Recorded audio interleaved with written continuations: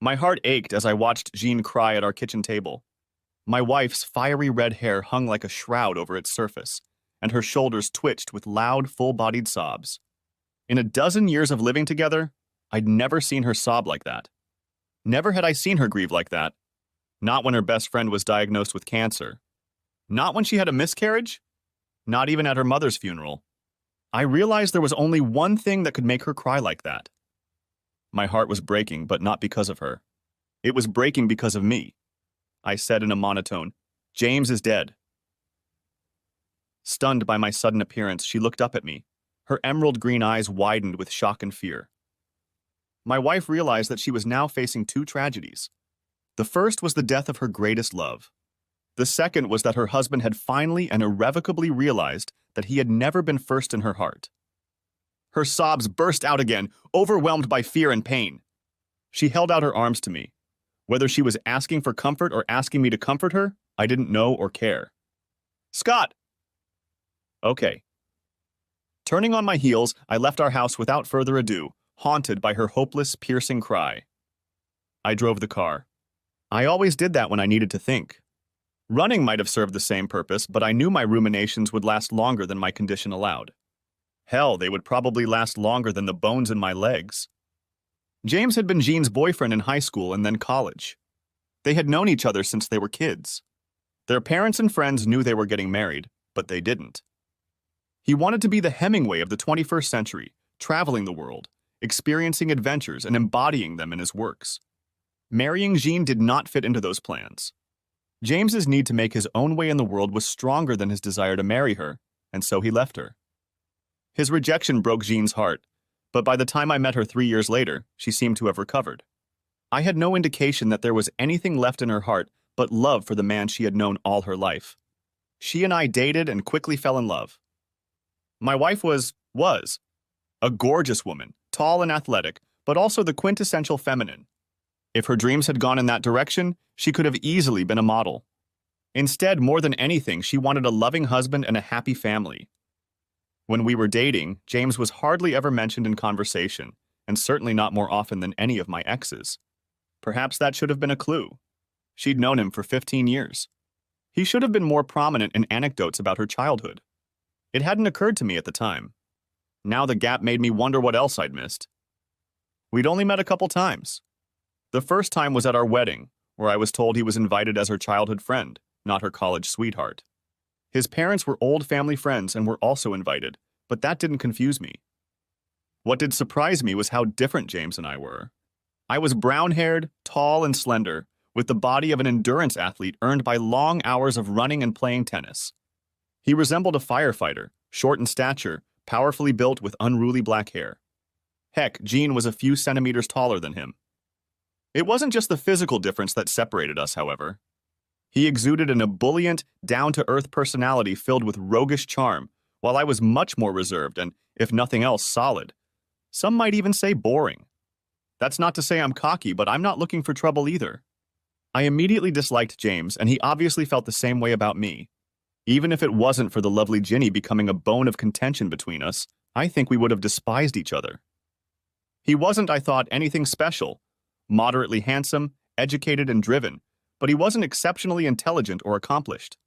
At that point, he had only had time for a bit of military service and a stint as a chopper on a large cargo ship, as well as a few other minor adventures following in the footsteps of his idol.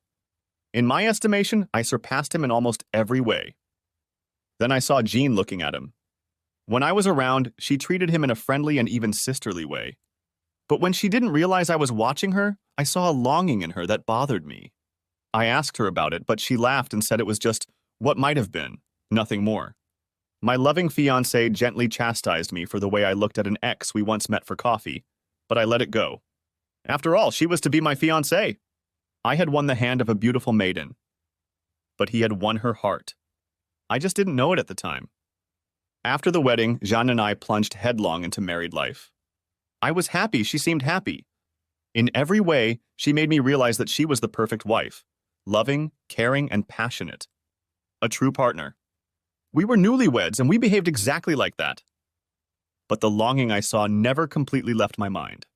It annoyed me from time to time that I had never seen her look at me like that. I tried to ignore the way she sometimes looked away. When I interrupted her reverie, there was a hint of guilt before a loving smile. Of course, it's only my imagination, I told myself. Of course it is. Then he visited our home, 3 years after the wedding. More specifically, he visited Jean. When I came home from work, they were sitting at the kitchen table talking quietly.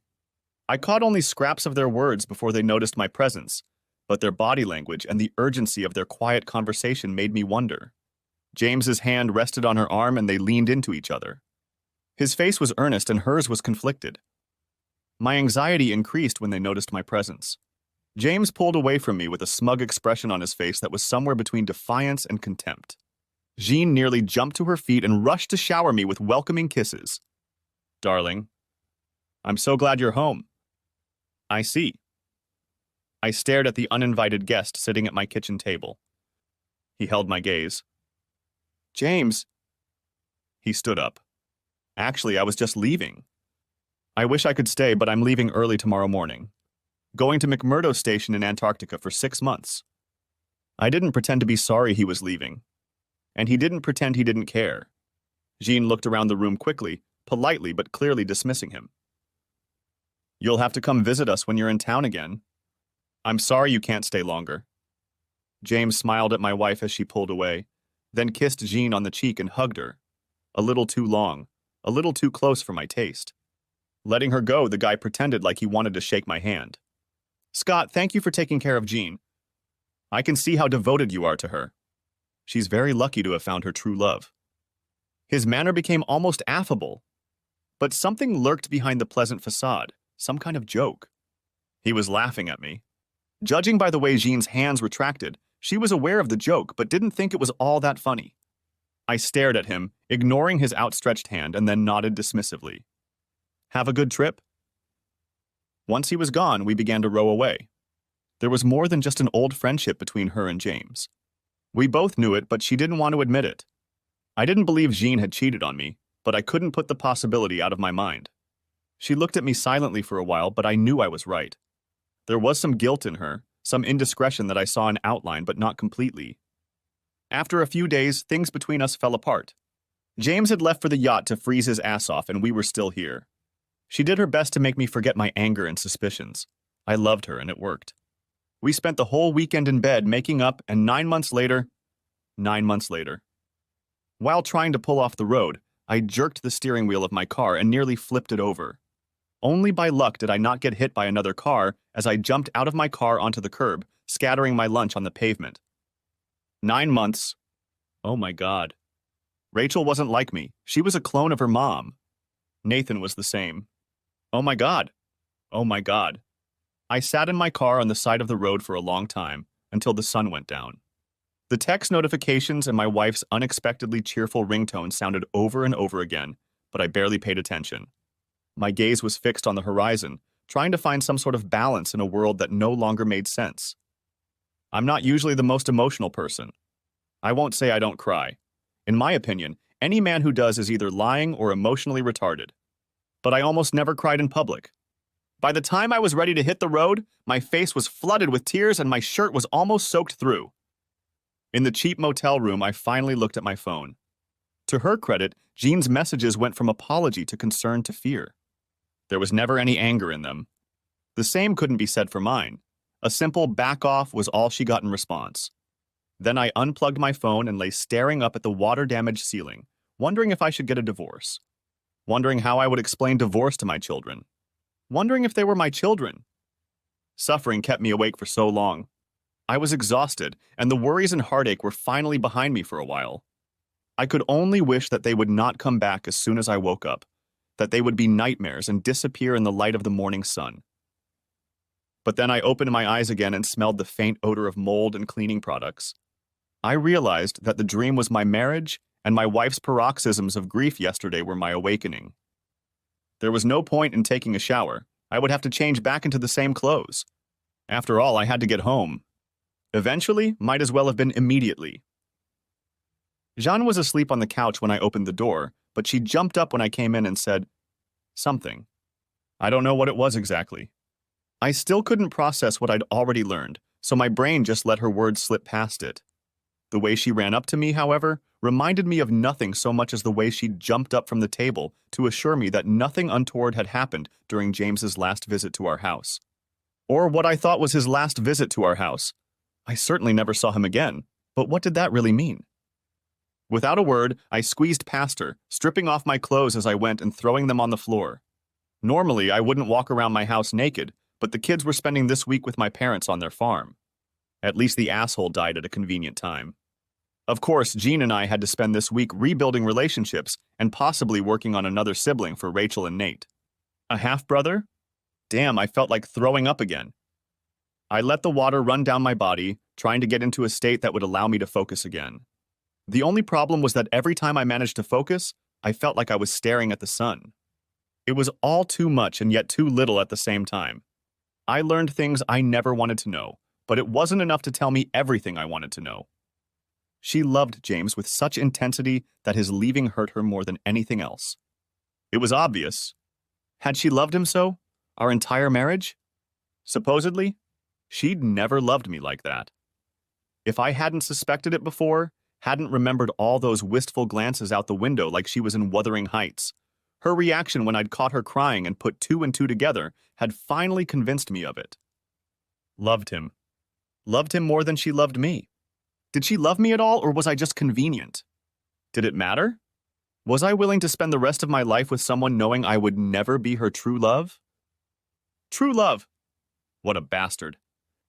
That's exactly what that smug son of a bitch meant when he joked with my wife right in front of me. Scott, thank you so much for taking care of Jean. I can see how devoted you are to her. She is very lucky to have found her true love. Thanks for keeping me warm, sucker. She's found her true love, and it's not you, but you can keep her out of trouble until I come back for her.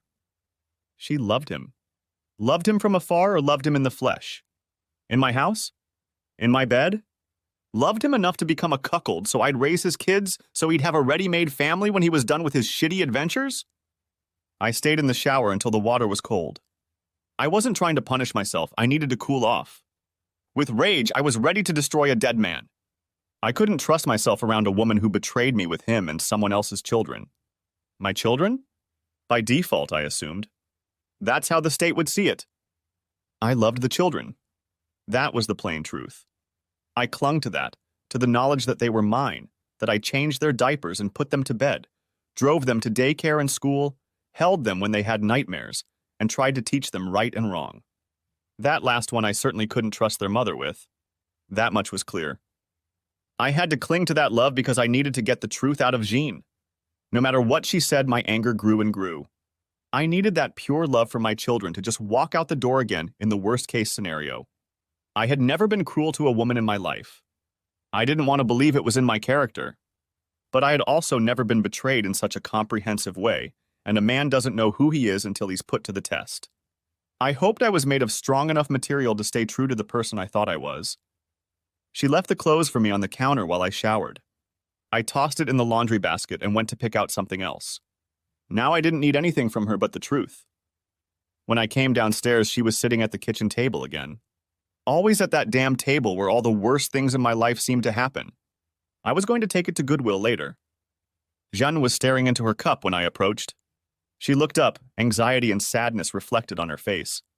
Scott, I held up my hand to silence her, and then busied myself with making coffee. Setting out a new serving cup, pouring water, and staring at the mug as it slowly filled. I leaned against the counter and took a few sips. So, are the kids mine? Her jaw dropped, and then she hissed, What? I took another sip. It's a simple question. You're in love with that asshole. The last time I saw him was 9 months before Rachel was born.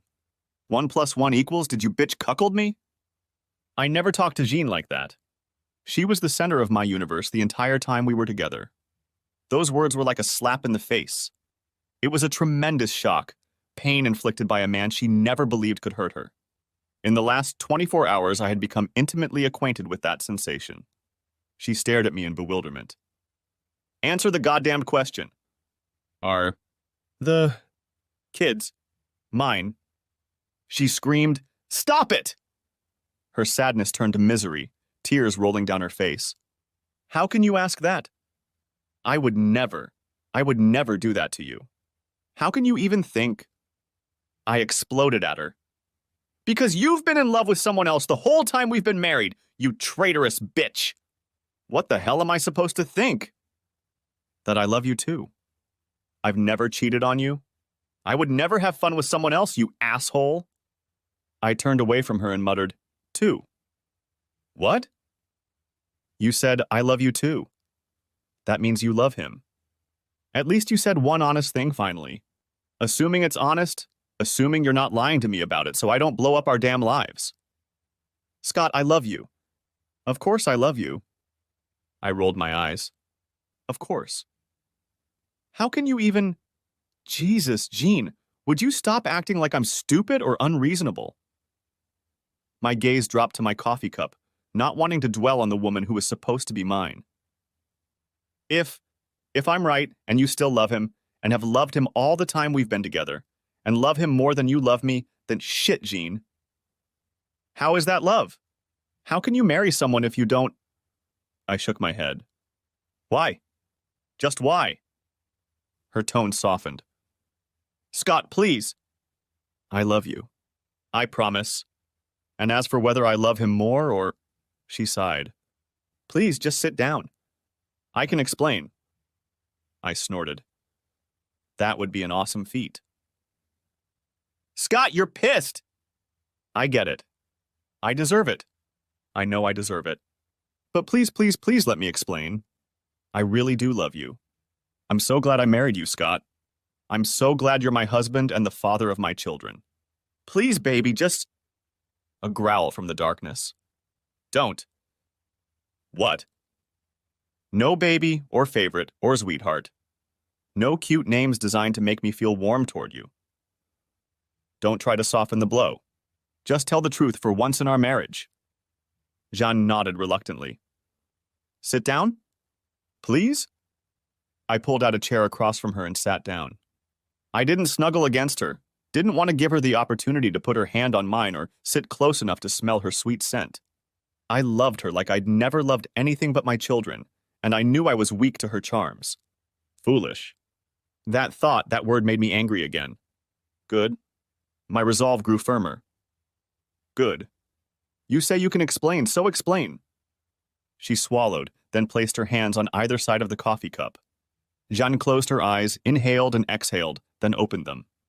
The tears had stopped. Her face still showed signs of pain, but she was more collected. It pissed me off. How could she be so calm? When James dumped me in college, I was so angry. I knew he wanted his ridiculous adventures, dreaming of being another Hemingway. But I knew him. I knew he wouldn't give it up, so I let him go and didn't argue. If he didn't want to be with me, then so be it. He broke my heart, and I thought my anger was hate. I thought I hated him, and that hatred was a step towards letting him go. I was single for a long time. Dated for a while. Met you. Fell in love with you. She smiled, but I looked away, angry and incredulous. Yes, Scott. I really have fallen in love with you. Please believe that. I know you're mad at me and... Her voice broke, the words not finding confirmation. You asked me to marry you, and I happily agreed. I was so proud to marry you. I loved you, and we were going to live a happy, fulfilling life together. I was sure of it. Sometimes I thought about James, but it was always... Jean took another deep breath. I chose to believe it was nostalgia, or residual anger, or I was internally gloating that I had a dream and he didn't. And then I'd feel sad for him that he didn't get it, and I gritted my teeth almost inaudibly. Jeanne swallowed again, her surprising calmness beginning to wane. I didn't invite him to the wedding just because he was a family friend, but also to... I told myself that I wanted to punch him in the face. That I had chosen another man, a good man, a better man. That he hadn't achieved his dream after 5 years and I had my own, a happy marriage with a loving husband. It was petty, but... She shook her head. No. No buts. It was petty. I shouldn't have cared for him by then. But he was such a big part of my life, and then he disappeared from it. No, he didn't disappear. He was always in my head. In my... She snorted. When I saw him, I realized what a mistake I'd made. All the feelings came back. All the love. The longing. I missed him. I thought my anger had turned to hate, but I was wrong. I loved him, and the saying is true. Absence makes the heart grow merrier. I spat out, "Damn it, Jean! Don't try to be nice and just tell me why you... Hell, if you knew you loved him, why did you marry me?" Her sigh was deep and full of regret. "Because I loved you too. I really wanted to marry you, I really did. I still do. It's the smartest thing I've ever done in my life. If you don't count the birth of our children, it's the best thing I've ever done. Please believe that. Please don't ever think that I don't love you. I do, and I am so grateful to be your wife." As for my feelings for him, I convinced myself that it was only a matter of time. I told myself that my love for you would grow. I had 15 years to build my love for him, and only 3 for you. I knew he wouldn't stay, that he had a life of his own, and... There was an angry, dangerous note in my voice.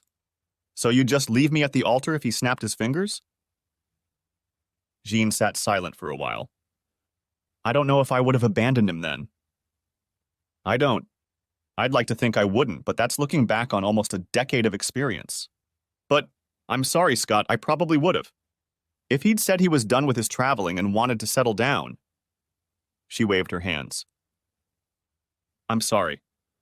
I have no excuse for this. Or..." Her eyes closed. The next 3 years were some of the happiest of my life. James left for parts unknown, and you and I began our marriage. There were times I thought about what could have been, but I tried not to dwell on it. I wanted to be happy in the life I had, with the wonderful man I had. She shook her head, looking at me again. No, I was happy. But then he came along, and I realized it wasn't enough. We weren't enough. Like you said, if he snapped his fingers, I was afraid I would have left with him. It wasn't even lust.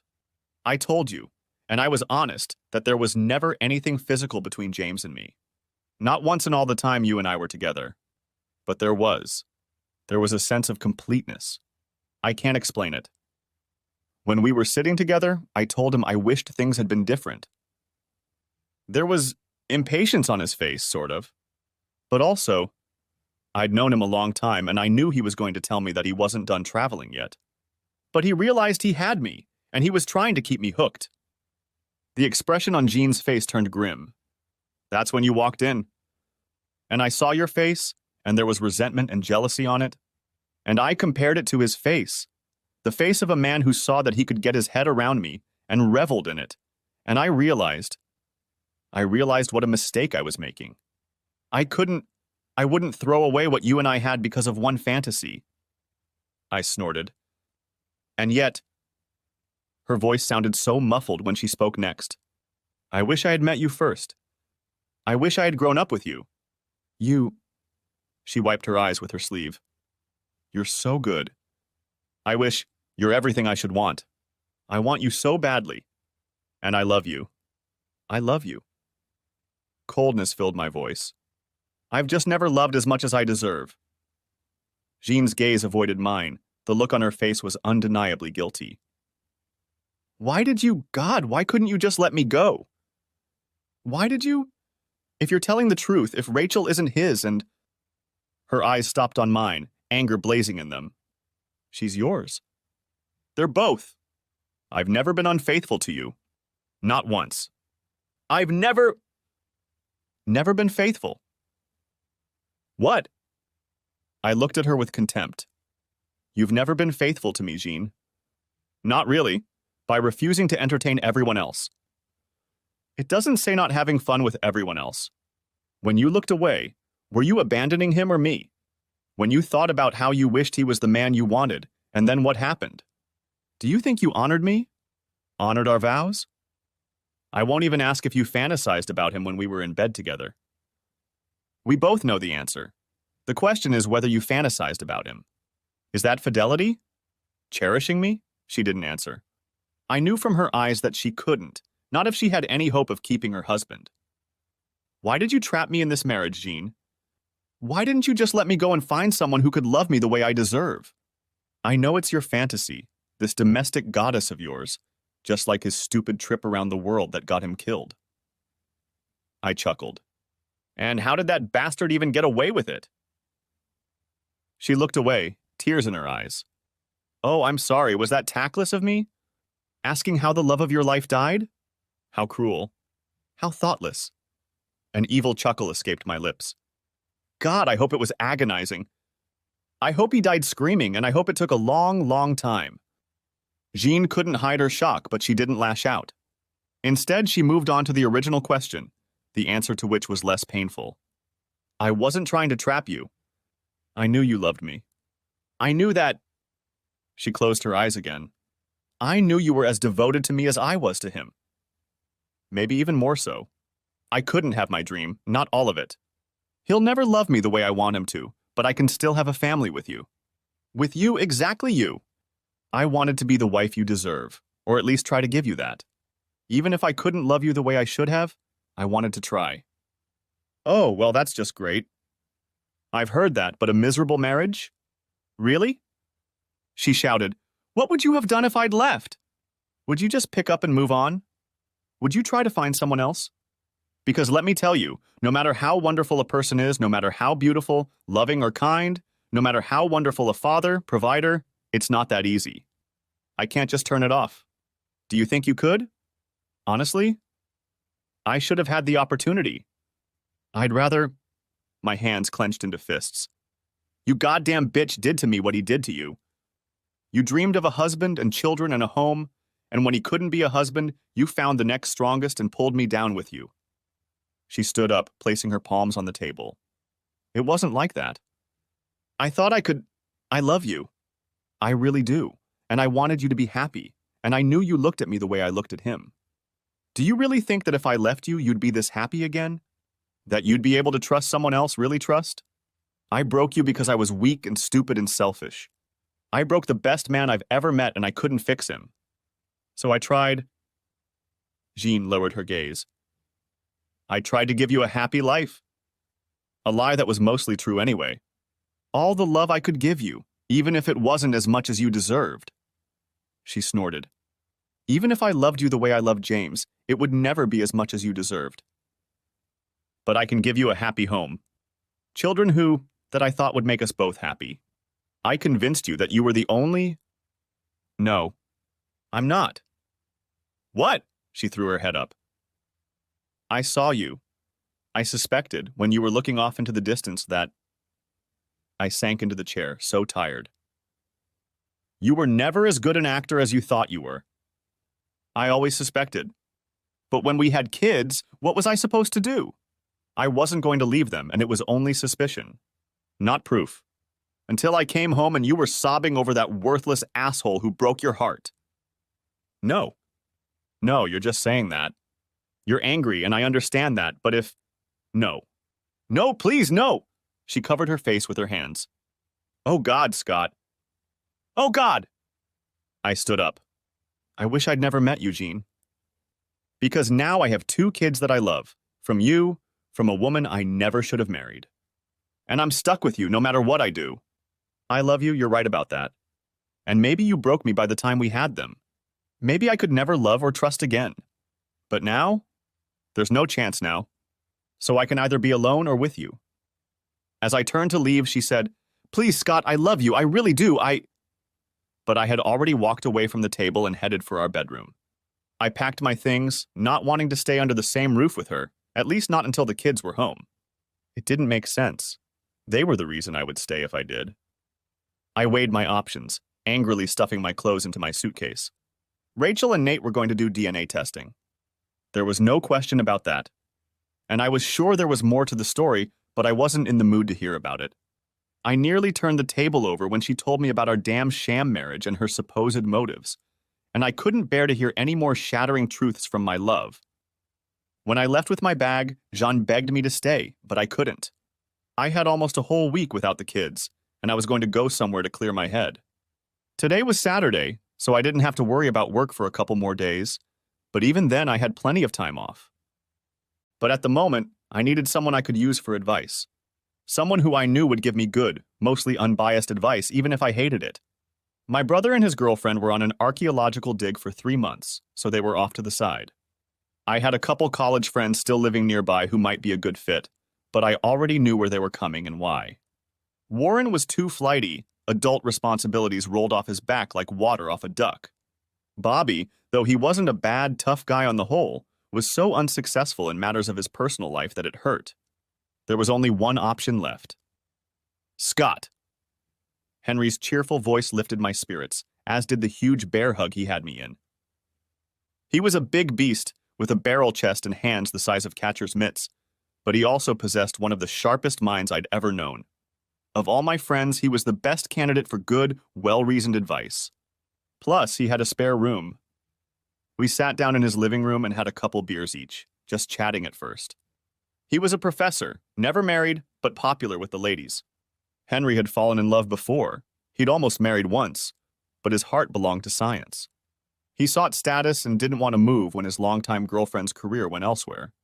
At first, he seemed puzzled as to why I needed his advice about marital discord, but when I explained the situation to him, conflicting loves and missed opportunities, he nodded understandingly. Henry smoked a pipe because of course he did. He loved the trappings of being a professor almost as much as he loved the job itself. Puffing his pipe thoughtfully, he asked, "So, do you believe her claim that she was never physically unfaithful?" "I don't know. I guess, in a way, if she was just having fun with him, it would be easier. If it was a long-standing affair, I'd kick her to the curb. If it was a silly one-off incident where she got drunk or pissed off or just made a bad choice, well, maybe we'd still have a chance. But this..." I shrugged. "For now, we'll assume it's true. If it's not, especially if the kids are his and not mine, I know exactly what I'll do. But if it's just..." A laugh burst out involuntarily. "Simple. Oh, it's simple that my wife always wanted to be married to someone else. It's just that my whole marriage was a lie." He raised one furry eyebrow. "Really? What? If she was in love with someone else all along, of course it was." Henry tilted his head to one side. "Suppose the circumstances had turned out a little differently. What if you had married a widow who pines for a man she can never get back, but wants to move on with her life? What if you knew you'd be second best to the dead man? Then I would have known that. If I knew I would always be second to James or a dead man, I wouldn't have married her. And if you didn't know? If she kept it from you until she couldn't, and that man was never a real threat to your marriage? What then?" I took a sip and wondered. "But that's a different matter, isn't it? You're talking about a widow, a man who was married to a man who was devoted to him and then lost him. And this one. She spent our marriage pursuing a man who rejected her. And then, unable to get him, she settled for me." He clicked his tongue. "Not the same, admittedly. But not that much different either. If he married her and then enlisted and went off to war, that would count, wouldn't it? If he had rejected his wife's concerns for his safety and accepted duty instead? Jean and James might never have married, but according to you, her family thought it was predestined. It doesn't matter. He wasn't dead. She wasn't a widow. She was pining for a guy who was still out there and could have easily taken her if he'd wanted to." Henry held up his hand. No, that was awful of her. I don't agree with it. She shouldn't have put herself and you in that position, knowing what she knows now. But if what she said was true, that she loved you and hoped that that love could eclipse the love she felt for him..." He puffed on his pipe. "If you give Jean credit for making the wrong bet on the future by betting that she could love you the way you all agreed she should have, what then?" "What do you mean?" "She made the wrong bet. It didn't come to pass. But she loves you, and the man who was a threat to your marriage is gone. You have children together. Is love that isn't what it should be enough? There have been many happy marriages when the love between two people wasn't, let's say, equal. You share a common history, and..." My seething rage burst out. "A shared history that she wanted to share with someone else, Hank. This isn't some political marriage we both entered into for convenience. I loved her with all my heart. But she..." Sighing, I leaned back in my chair. "She went along with it, only pretending to do the same thing. That's all." The words tumbled out of my mouth. "The fruit of the poison tree?" I snapped my fingers. Yes, that's exactly what it is. It ruined everything that followed. Henry raised an eyebrow. Even the kids? Sighing, I admitted, no. No, not the kids. I love them. But now I'm stuck with her because of them. I wouldn't trade them, but even now, even if I leave her. Shaking my head, I muttered, I'll always know that she left them with me for her own shitty reasons, not because she loved me. Even if she loved me in part, it was all mixed up with her guilt over what she did to me by marrying me. Or because she wanted to have children and I was the man she married. Not because... My hand gripped the bottle tightly. In a calm, non-judgmental tone, he asked, If you didn't have children, what would you have done? Would you have abandoned her? Or is she right and you love her too much to let her go? I don't know. I'd probably leave, but I don't know if pride says it or... I rubbed my temples. None of this was making things any clearer. She was a good wife, at least outwardly.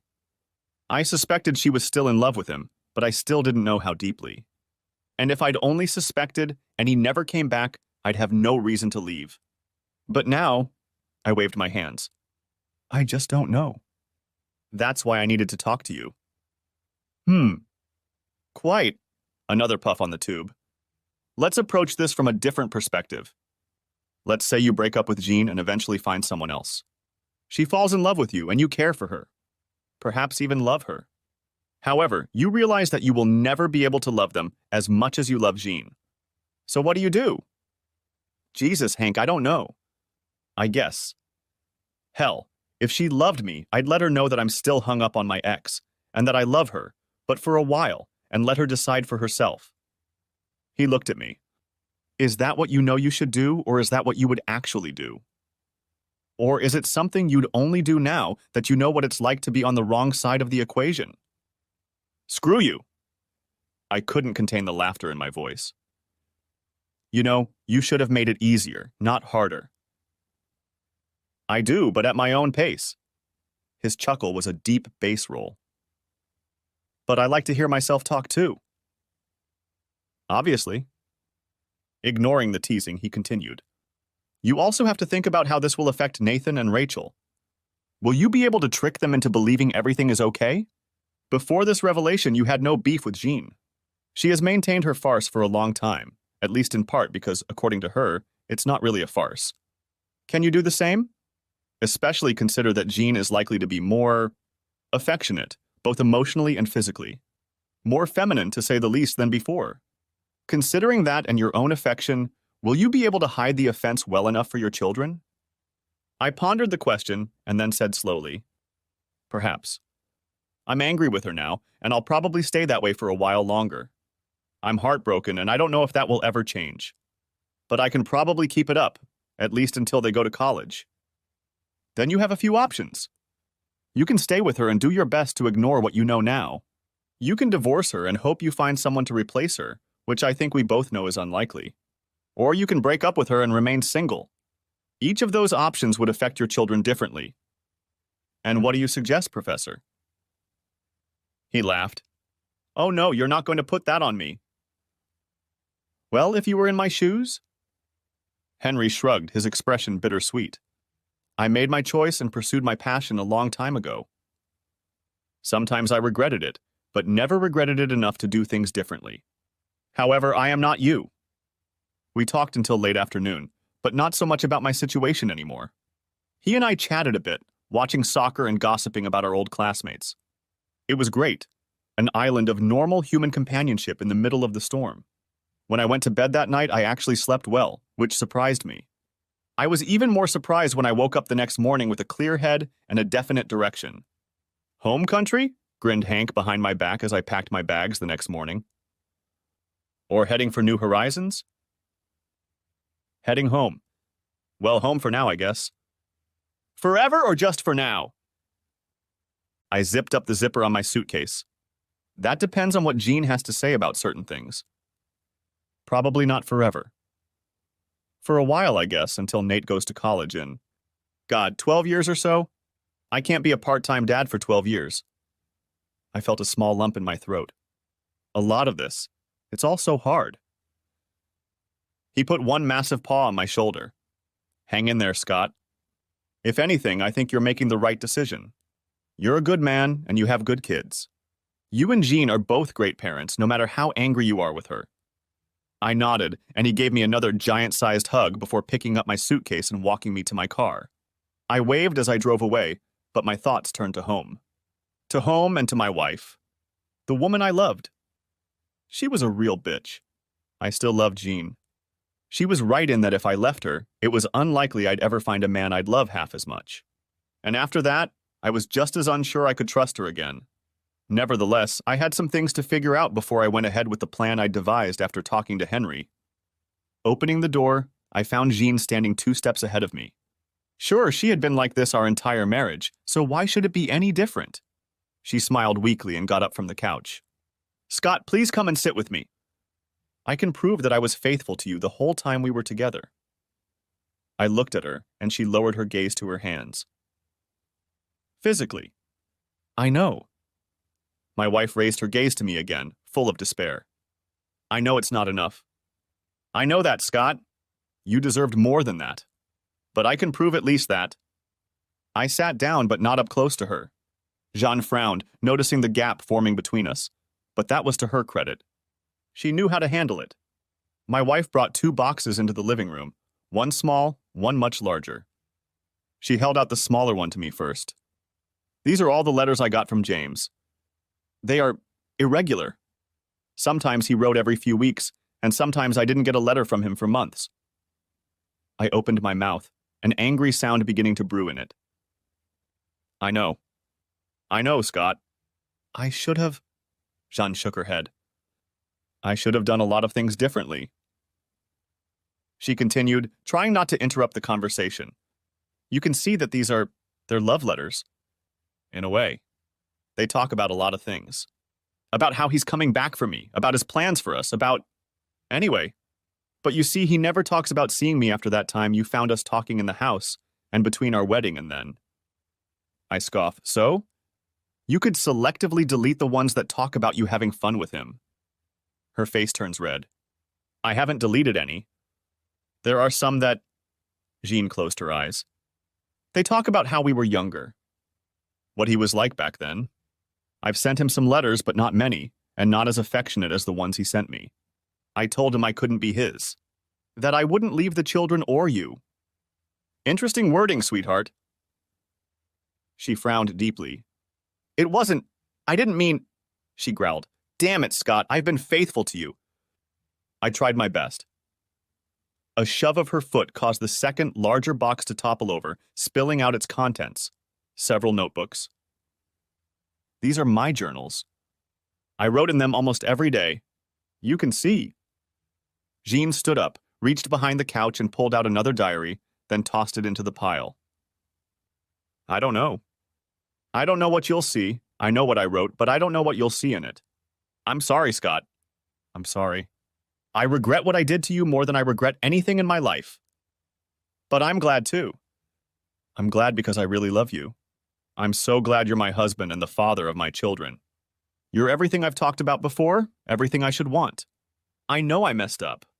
I know I screwed up. I tried to hide it from you because you didn't deserve anything less than the best. And that's what I'll give you if you let me, the very best I can do.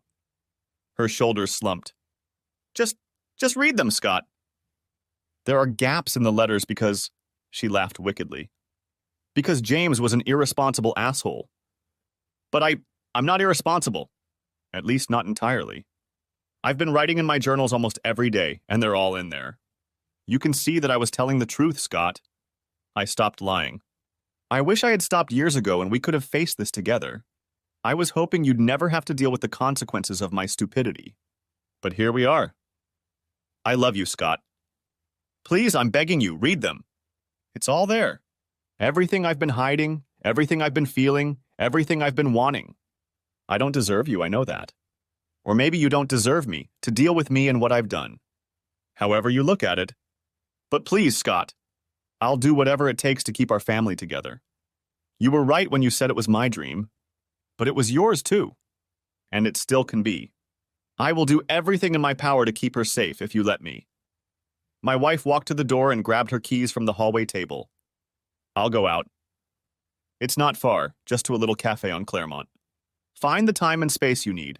You can call me when you want to talk, or when if you want me to come home. I pray to God that you will. She then left me sitting with the evidence of my sins. I vaguely remembered the boxes that lay in disarray in our closet, another thing under my nose that I must have missed. I knew she'd kept a diary for years, but I'd always respected her privacy. I didn't know about the letters. They gave me a rush of anger. 15 years of documents, hundreds of pages of text, lay before me. Even if I'd had a whole day, I couldn't have read them all. But I flipped through the diaries and letters, searching for some specific periods to start with, those related to Rachel and Nate's conception.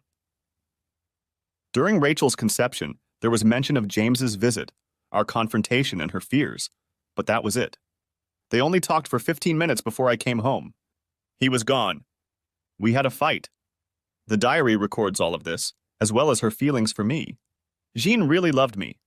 She was afraid I would find out how she felt. She tried her best to hide it from me, even if her efforts were not very successful. It was just as she said.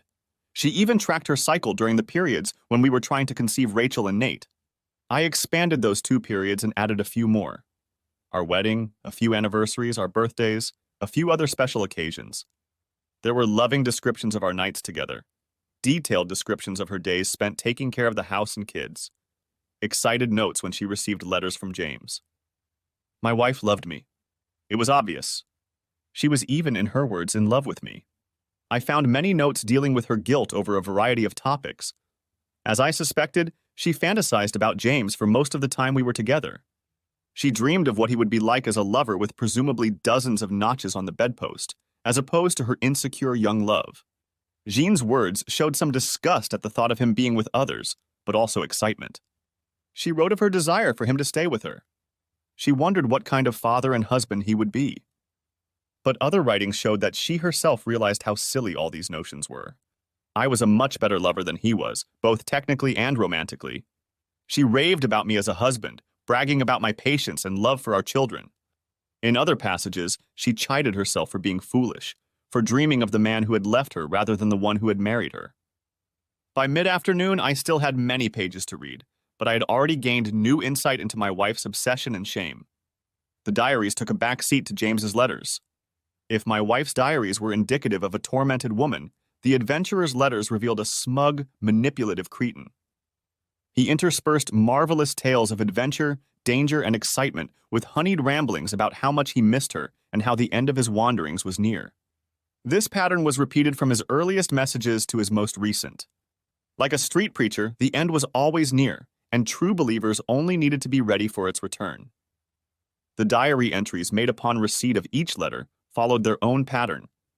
Excitement upon receipt, wistful reminiscences, flights of fancy, guilt over his misplaced adoration, and recognition of his own weakness. James's 5 stages had been repeated over and over throughout our married life. But now that cycle was broken. I sat on the couch, watching the sun sink into the sky. There were still DNA tests to come, but I had little doubt that they would show that the children were mine. I'd found no indication in her journals that he'd returned, or that she'd leave me for him if he did. She loved her family too much, if not me, to do such a foolish thing. Everything I'd read confirmed what she'd said. I briefly wondered if she'd forged the diaries, but they seemed correspondingly aged the further back in time you went, and the oldest ones were beginning to yellow. Unless she kept a second, different set, these were real, and I had all the information I could ask for. But none of this made my onward journey much easier. I sent a message to my wife. Come home. I saw no point in delaying this confrontation. My anger had turned from incandescent to dull red, and it wasn't going to die down anytime soon, if at all. Jean appeared in the doorway just a few minutes later with a frightened expression on her face. The capillaries of her bloodshot eyes merged with the deep green color in which I had lost myself so many times. I stared at her with a solemn face and then gestured to the couch. She motioned to take the seat next to me, but a slight shake of my head dissuaded her. We sat on opposite ends of the couch while I delivered my verdict. I'll stay, she gasped, eyes wide. Bye. The smile that was forming stopped, froze, fell. I'm not going to deprive our children of a father just because you wish they had another. She started to speak, but I silenced her by growling angrily. Don't. Don't, damn it. I've read your diaries and his letters, and I know I have the silver medal here. If you could have him, but he was more like me, you'd always choose him. You did this to us. You should have burned all those damn letters before you opened them. You knew how bad he was for you, how bad your fantasies were for us. Are you saying you tried to love me? Damn it, Jean. You didn't even try to stop loving him. You didn't try at all. I took a deep breath and exhaled through my nose with anger. Well, he's dead now, and I'm damn glad of it. She contorted her face in bewilderment. Who was this man, and what had he done to her loving, sensitive husband? I'll stay until Nate goes to college, unless you decide to keep mourning your damn fantasy. You have a week until the kids come home. Deal with your shit. If you're still acting like a gothic tragedy heroine by then, I'll leave. I'll fight you for custody of the kids. Maybe I'll win. Maybe I'll lose. But I'm not going to compete with the ghost of that arrogant, obnoxious asshole for another minute. Jean nodded, swallowing several times before she spoke. Just until Nate goes to college? You're lucky you're getting so much. You have no idea how much you've hurt me. If it weren't for the kids, I'd be out the door right now and risk dying alone. I'm not doing this for you. Hell, I'm only partly doing it for them. It's for me. I don't want to be a weekend dad. I would never do that to you. I grinned. Just like you've never lied to me throughout our marriage? Just like you. Shaking my head, I interrupted my tirade. I might have been second in your heart. Hell, I might not even have been that high, considering the kids and your fantasies of a perfect home life. Fourth place? Fifth? Whatever. You used to be first in mine. Now I'm not. The shocked look on her face hurt me. I pushed that pain aside. It was a remnant of the intense love I felt for this woman who had deceived me for so long. I have to take care of myself because I can't trust you anymore. I never could, but I know that now. Scott, please. She reached for me as I stood up. Hank offered me a place to stay for a few nights, but I want to be alone. I'm going to get a hotel room, but I'll be back on Wednesday. We can try to create some semblance of a normal house before the kids get back. Do you think you can finish crying over that asshole before I get back? Jeanne looked down at her hands. I haven't cried over him since you left yesterday. I've been crying for you and for us. And for me, too. Whatever. I picked up my suitcase and headed for the door when she groaned behind me. I wished it hadn't affected me so much.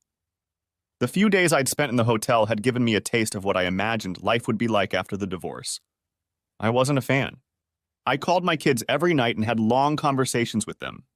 My parents didn't seem to know that I was living apart from Jean, and I didn't see the need to let them know. The fewer people who knew our secret, the better. From what I'd read in her diaries, my wife felt the same way.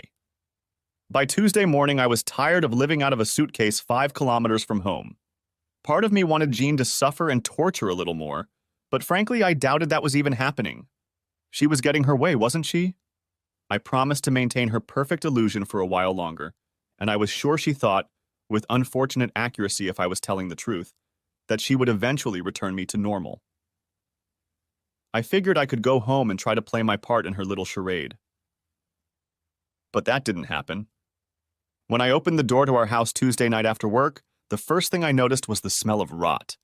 It wasn't horrible yet, it wasn't completely overpowering, but it was omnipresent. I found the source in the kitchen.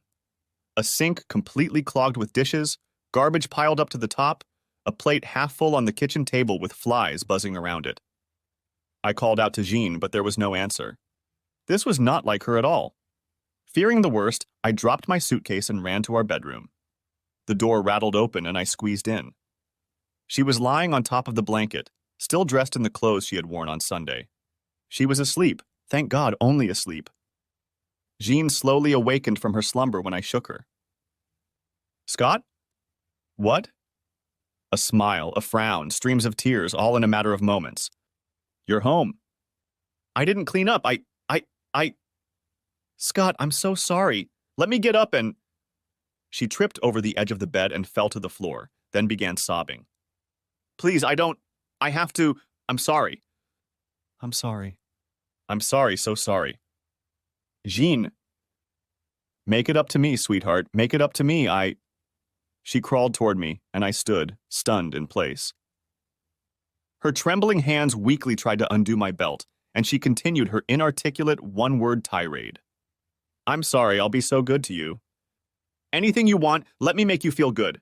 I love you, Scott. I love you. I love you. I know I'm an idiot, but I grabbed her hands and pulled her to me, finally coming out of my stupor.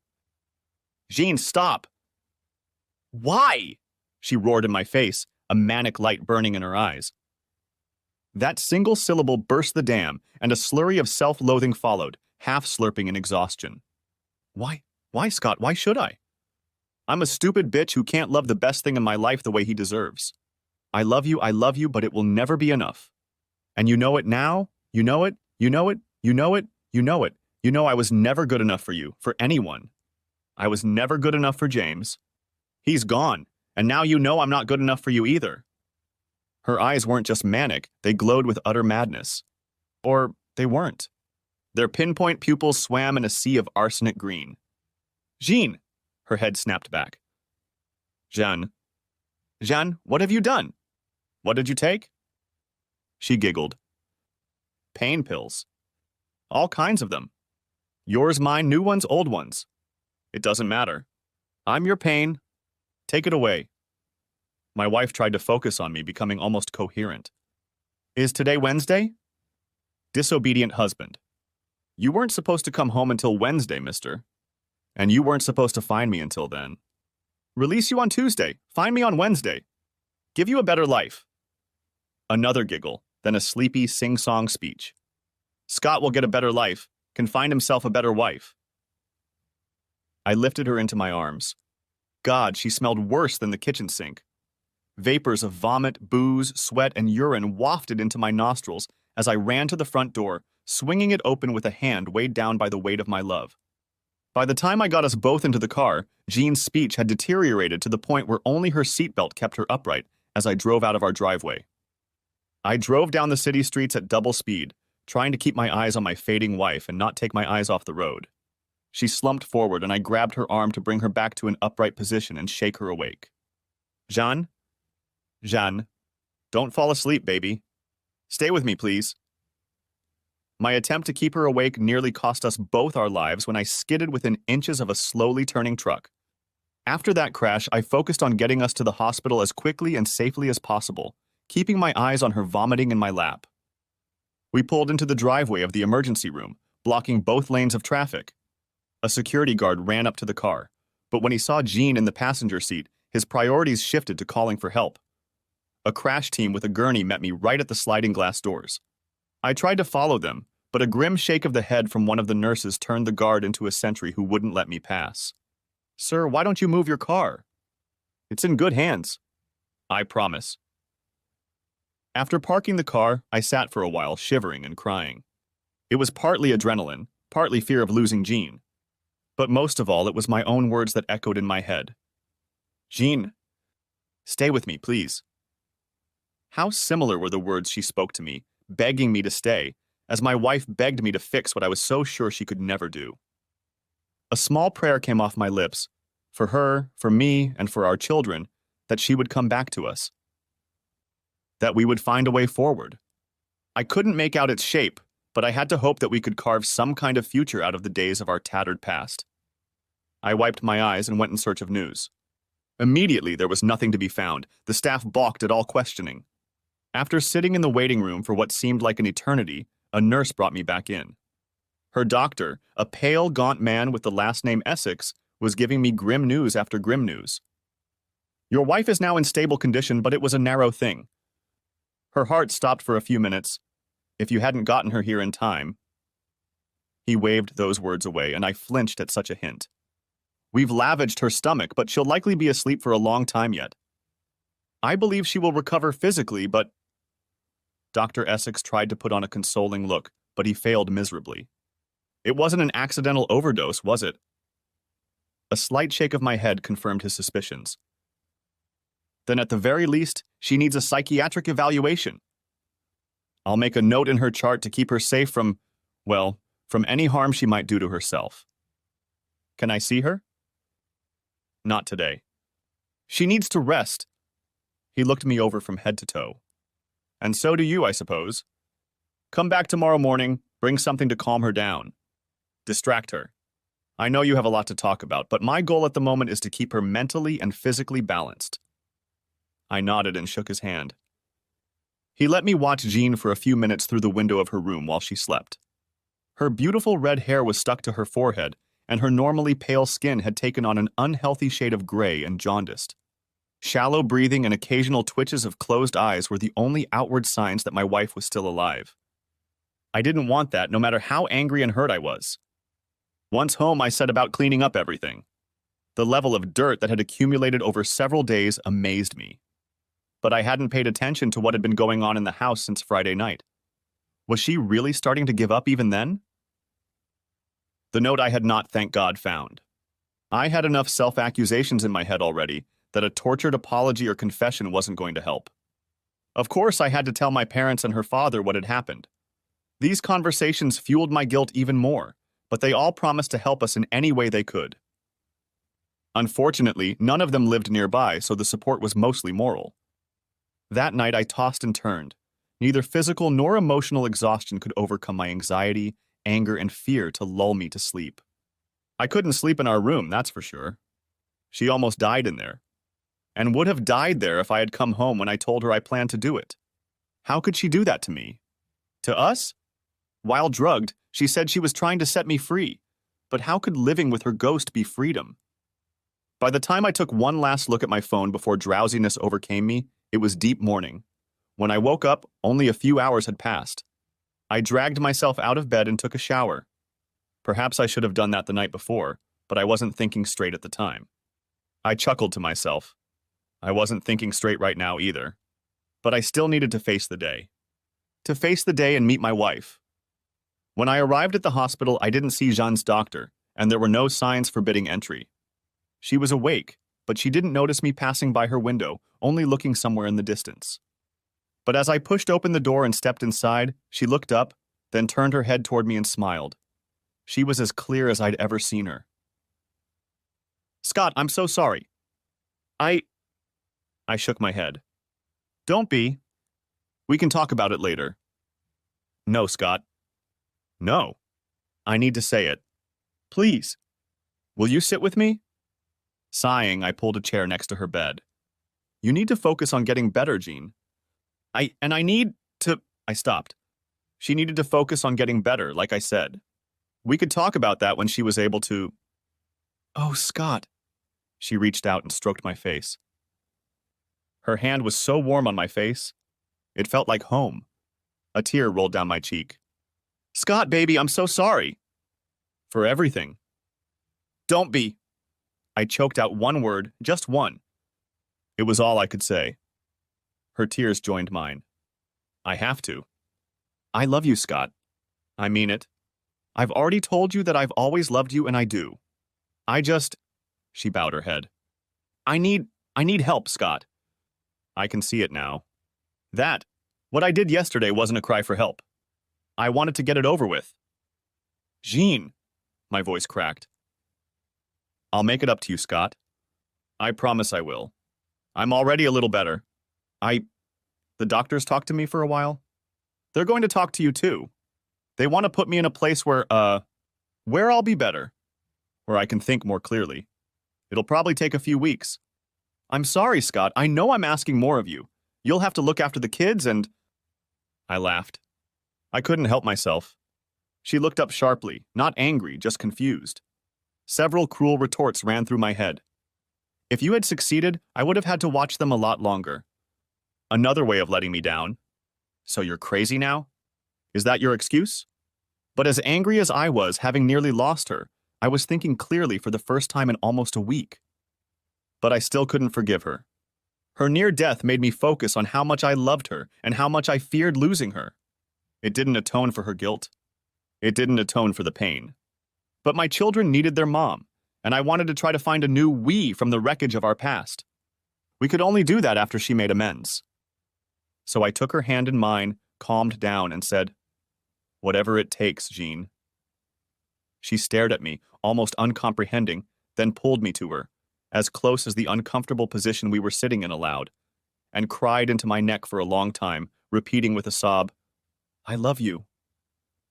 "I'll be better." Jean's prediction of a few weeks turned out to be short by about a month. The month and a half she spent in a mental institution was one of the most miserable times of my life. To be honest, her absence didn't hurt all that much. It gave me time to sort out how I felt about everything I had learned. I tried to keep the details from my parents. I didn't need the embarrassment, and it wouldn't help her heal. Every time I replayed the theoretical conversation in my head, I wanted to book a ticket to Buenos Aires and change my name. Her father seemed to suspect but said nothing. The proximity to her friend's death was too much of a coincidence. The children returned home on schedule. Perhaps it was a mistake, but I missed them. I needed a reminder of why I had tried so hard to rebuild my marriage. Trying to rebuild Jean, for that matter. While she was gone, they were my anchor. Unfortunately, that turned out to be true in both senses of the word. Having them around gave me strength and purpose. Rachel and Nate's presence brought me joy at a time when there was little else to do.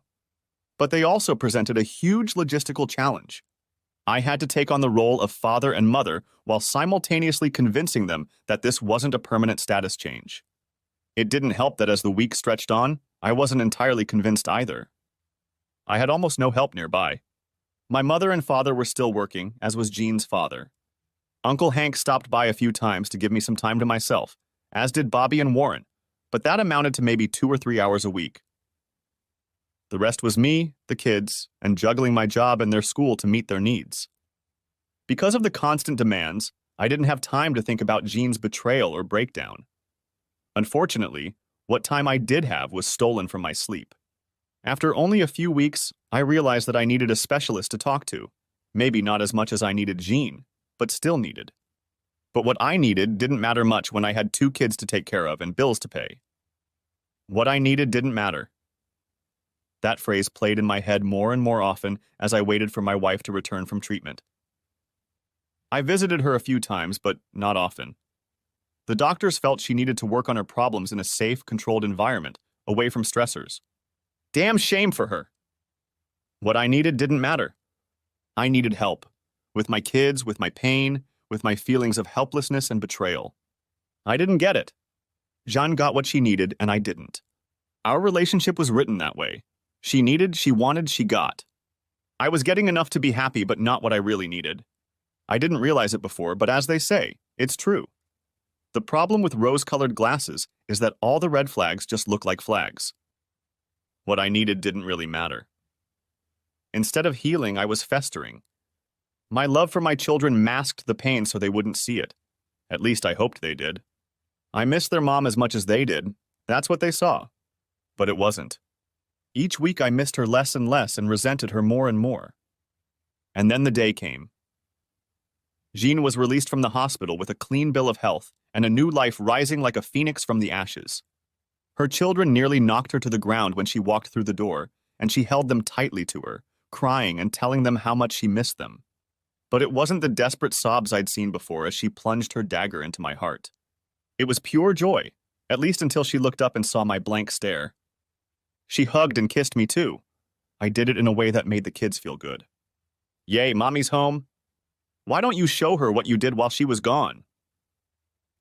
Anything to get her to be in my presence a little longer and see the underside of this hated, loved, needed creature I had married. Jean turned to look at me as she left with them, and I smiled as best I could. But it wasn't enough to hide my ambivalence toward her. There was a sense of impropriety in her behavior in the weeks that followed. That was my most immediate impression. I couldn't figure out exactly how. It was simply wrong. At first I thought she was just glad to be home, but it was more than that. Outwardly, she behaved the same way toward the kids, toward me, toward our friends and relatives. Better, I thought, but it kept me on my toes. I couldn't figure out why exactly. Perhaps I would have realized it sooner if I hadn't kept her at such a distance. Yes, I had loved her. Yes, having almost lost her, I was terrified. Yes, I wanted us to find a way forward together. But the time spent holding the defenses after her breakdown being constantly on the move without rest, giving her the time she needed to heal while I could only inflict pain. These demands dulled my love, fear, and hope, leaving only a sharp, biting, painful resentment.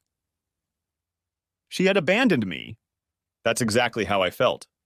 Once again, I made sure that her dream of a loving family remained intact, and mine, the dream of a wife with whom I could safely share my life, remained in the background. Once again, we were not partners. Not really. I was put back where I was needed, a replaceable cog in her dreams. Perhaps valuable, perhaps the best she could hope for, but a cog nonetheless. Had I been unfair? Perhaps. Definitely. I even knew it at the time. But other than the few days between when she went into the mental hospital and when I picked up Rachel and Nate from my folks' farm, I didn't have any free time. I wasn't thinking straight. And the thing is, even if I was, there was a grain of truth at the center of my resentment. A grain of sand that irritated and irritated until it became a huge black pearl of seething anger. Jean told me about her stay in the hospital and how it had helped her, how it had helped her see things more clearly, how she was going to show me that we could get through this together. She told me how deeply she loved me, that her heart had changed, that I was the great love of her life, and that she needed time away from everything else to see that. But when she talked like that, I only had one thought running through my head. What if all she did was give her time to perfect her lie? Before, she thought she had completely fooled me. Now she knew she hadn't. 12 years of living together hadn't been enough for her to dump the asshole. Did she really think I would believe that a suicide attempt and 6 weeks of getting her head right would do the trick? So, yeah, I kept my distance. I still loved the kids, and yes, they were mine, thanks to Crick and Watson. Still kissed her when I walked in the door each day. Still acted like a devoted husband. But that was acting. I loved her, but I did it almost in spite of myself. I resented my love for her because it represented complicity in the abuse of my trust. My damned foolish heart couldn't let go of my dream as well as hers. I hated that she was right, that if she let me go, I would almost certainly pine for her as she did for James. At night we slept in the same bed, but no more than that. Jean would try to cuddle, and I would let her. She realized that was the allowance, but she took what she could get. A small, evil part of me thought, she's always done this, hasn't she? That part, unfortunately, still drives many of my behaviors. We didn't make love, didn't share almost anything that involved physical intimacy. Jean had tried to take the initiative a couple of times, but I couldn't get the image of her fantasizing about James out of my head all those years ago. My body didn't respond. I felt incomplete, inappropriate. Afterward, she pressed herself against me from behind, trying to comfort me. It didn't work. She gave me space and I turned it into distance. She gave me love and I looked at her with suspicion. She would reach out to me and I would pull away. This pattern repeated over and over for months. I hated her but saw no way out. I loved her but I hated her. I hated my love for her. I hated my own weakness. I hated her lies and hated the truth. Therapy helped a little when I was able to start, but only as much as a Band-Aid stuck on bullet holes helps. I was bleeding and nothing could stop the flow. Until she did. I got drunk. I rarely get drunk. Hell, I rarely drink at all. But the kids were in bed, I'd had a bad week, and, well, my whole life at that point. I sat at that damn kitchen table. I never found the time to get rid of it, and drank until things got better. That was the plan anyway. But it didn't get better, only fuzzier. Jean touched my shoulder. I fell asleep like that, leaning against the scratched surface and still clutching the bottle of whiskey in one hand. Scott. Her voice sounded soft but insistent, as if she'd repeated it several times. What? Even to my hearing, the words seemed inaudible. Come on, love. Let me take you to... I laughed in her face. Love. That's good, she frowned. Your love is worth about as much as... I tried to get up but stumbled. Jeanne scooped me up under her arm. I tried to shove her off. Jeroff. I don't need you. I don't need you to help me. The room spun. She grabbed me even tighter. I said, off. This time I broke free and staggered away from her and flew back against the wall. I pressed my back against her, trying to stay upright. Gravity won out. I slid down and found myself sitting on the floor, only marginally upright. Jean approached me with an expression of concern and sadness on her face. Scott, please let me help you into bed. Why? I scoffed. James isn't there. That is who you wanted me to be. And now I can't even bring him up because of what you did. Just stroke your fingers while you fantasize about him. You don't need me. And you never needed me. The room spun faster, and my stomach couldn't keep up. Like I said, I hardly ever got drunk, and I'd never been this drunk. Honey, was all she had time to say before I threw up, flooding me, her, and the floor. She stopped, looked at herself, then at me, and froze in horror. Then she burst out laughing merrily, and I stared at her in confusion. All the fight had gone out of me, along with the alcohol, and when she pulled me to her, I stood up. Jean supported me as we staggered to the bedroom and then to the bathroom. Propping me up against the counter, she turned on the shower. Her hand covered my mouth. You're drunk and covered in vomit. Yeah, no shit. Let me wash you off and you can say whatever you want in there. I nodded. That was a mistake. I opened one eye, trying to focus on her. You saved me, Scott. Not just because of what I did that day. I was so caught up in what I wanted that I missed what I had. What you gave me. Not just my dream, but this. You gave me a love that no one can compare to. Even when you found out what I did, how I treated you, you were still going to take care of all of us. You were going to stay and pretend I didn't rip your heart out, and you'd do it for our children and I guess for me too. You were man enough to try to love someone who proved so unworthy of that love, because it meant you could keep your family together. She leaned her head against me. Then I decided to end it. Because you deserved a woman who could commit to you the way you committed to me. Yes. Yes, I did. I really do. I deserve more than to be your whore. I know. You saved me from my stupid fantasy with that stupid asshole. You were the man I needed, but I couldn't. Her voice cracked. I didn't treat you like that. Didn't treat you like the treasure you are. But I will, Scott. I will. I will spend the rest of my life making it up to you. I love you. Both eyes opened and I looked down at her, the pallor diminishing slightly. Jean looked up and said again, I love you. The difference I had noticed since she came home from the hospital, this wrongness, suddenly seemed right. You come first in my heart. I'm sorry it's taken so long. But you are, and you always will be. For the rest of my life. That was the difference, or at least part of it, the way she looked at me. It wasn't quite the way she looked at James, it was more intense. Hungrier. More desperate. There was love in it, deep love, but with a dash of something else, the pain of loss. She had lost me, and we both knew it. The revelation of that day ripped my heart out, and her confession trampled it. And yet she fought on. I knew the look in her eyes for my wife. It was the older brother of the one that had haunted me in the days after the wedding and after James's visit, when I'd been plagued by suspicion. A twin of the one that had stared back at me in the mirror that night in the hotel when I doubted the parentage of my children. It was the look of a man who has everything he wants right in front of him, but who is afraid it's just out of reach, afraid he'll never be able to bridge the chasm to make the person he so desperately loves love him too. It broke my heart, but only in sympathy. Jean. Shh. She stood on her tiptoes and silenced me. I know. I have so much to fix. You don't trust me. It hurts, but I deserve it. But I'm going to spend the rest of my life showing you that. I will put you first, above everything but our children, always. I tried to do that, but it was... Her lips quivered. It was a show-off. It was. I thought it was enough to make up for my lies to you, but it never was. Anything, Scott. I'll do anything to prove it to you. I'll give anything you ask, do anything you wish, sacrifice whatever it takes to prove it to you. If you want, I'll sign a prenup that gives you everything. You get primary custody of the kids, I'll give me to you with no strings attached. You can divorce me. I don't... Jean, why would I want to do that? She smiled sadly. I know you don't want to, but I would do it. And I won't lie and say it's for you. It's for me. I need you, Scott. I need to see the love in your eyes again, to know that I'm the center of your universe. I've heard it said that hell isn't flames and torment, but that you are no longer under the gaze of a loving God.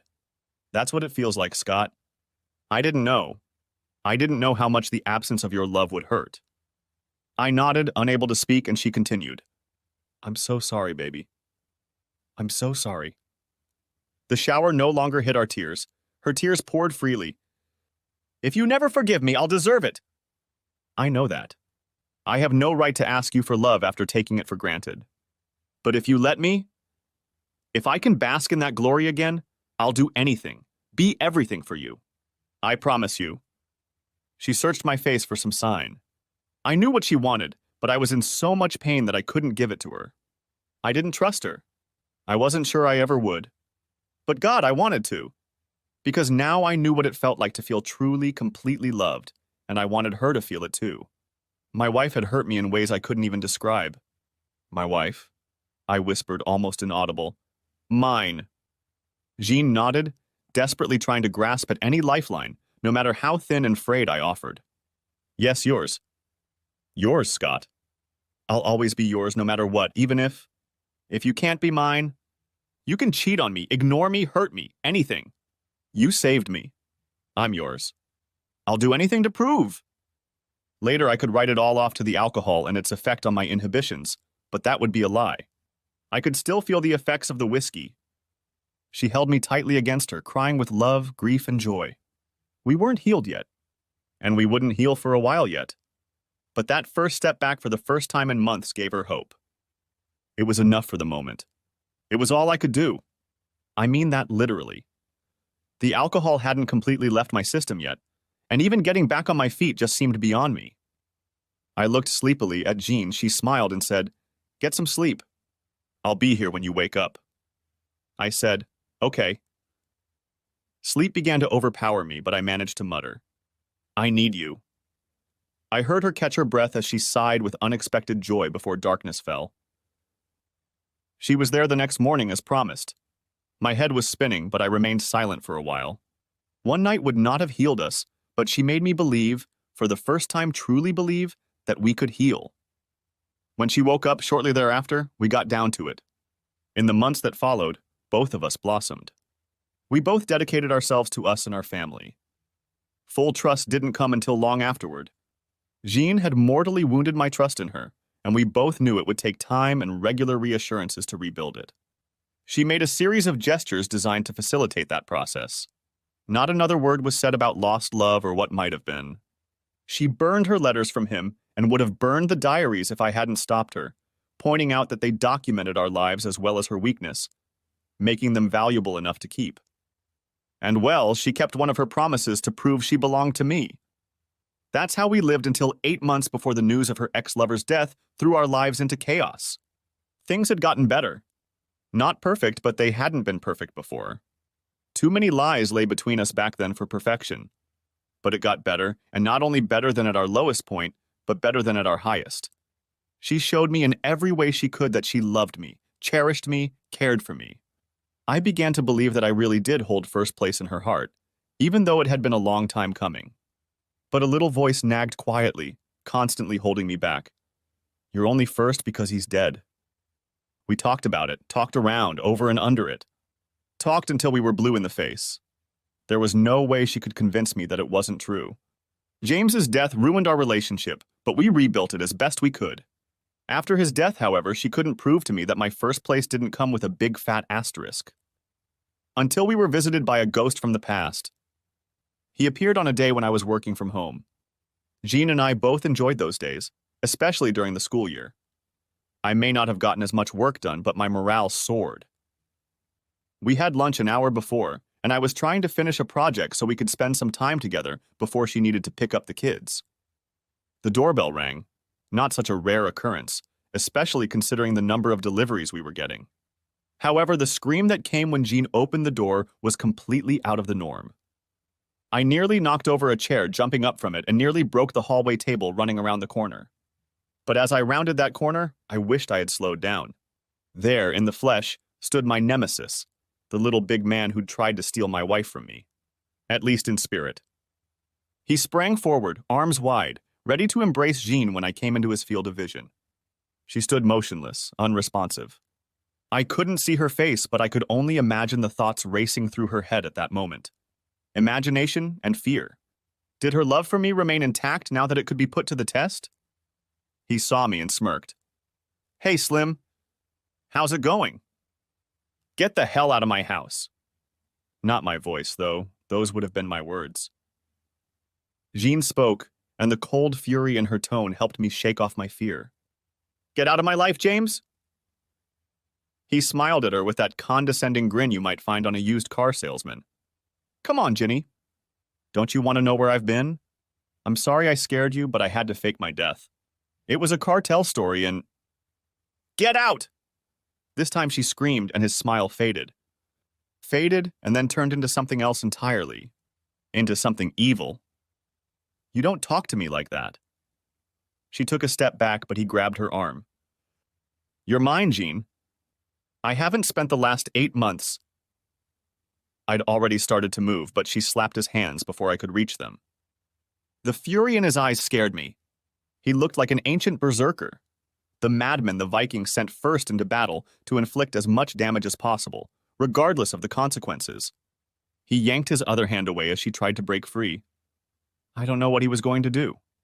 Either way, I didn't give him a chance. I'm not a fighter. I'm not built, I'm not trained, and I don't have the instincts for it.